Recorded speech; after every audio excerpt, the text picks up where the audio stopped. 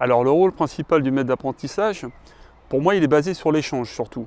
C'est de pouvoir partager avec l'apprenti nos connaissances techniques et puis aussi de permettre à l'apprenti d'exprimer son point de vue technique ou son point de vue sur un projet futur.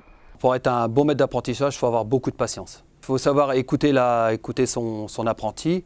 Je pense qu'il ne faut pas avoir d'a priori. Ce que j'apprécie dans l'apprentissage, c'est la volonté de transmettre. Il faut beaucoup de dialogue et de disponibilité.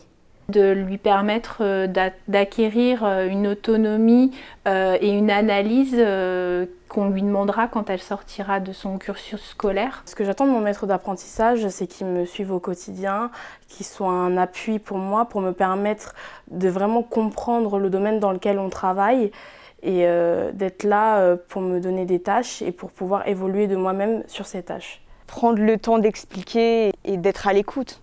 On discute beaucoup des enfants, des points faibles comme des points forts. Elle me donne la responsabilité, elle m'apporte sa confiance.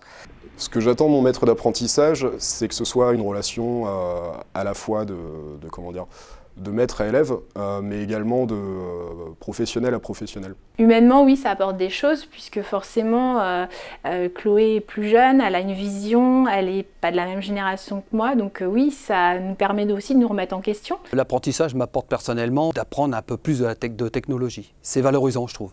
Le fait de sentir qu'on est utile à quelqu'un, je pense que ça fait du bien.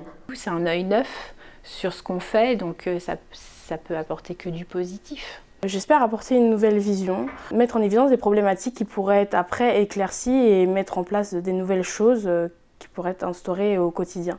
Je peux leur apporter des choses parce qu'il y a des choses qu'ils peuvent avoir oubliées, que je peux leur rappeler ou des choses qu'ils ne savent pas. Je pense aussi apporter un certain dynamisme, de par le fait que les personnes qui travaillent ici le font depuis longtemps. Ça permet d'apporter une petite touche de jeune.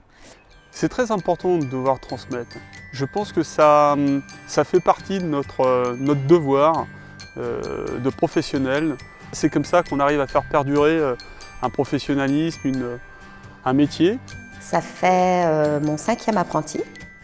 Et donc, plus les années passent et plus j'apprécie. On ne perd pas son temps à former un apprenti. Non, pas du tout. Il faudrait qu'il y en ait plus que ça à la ville.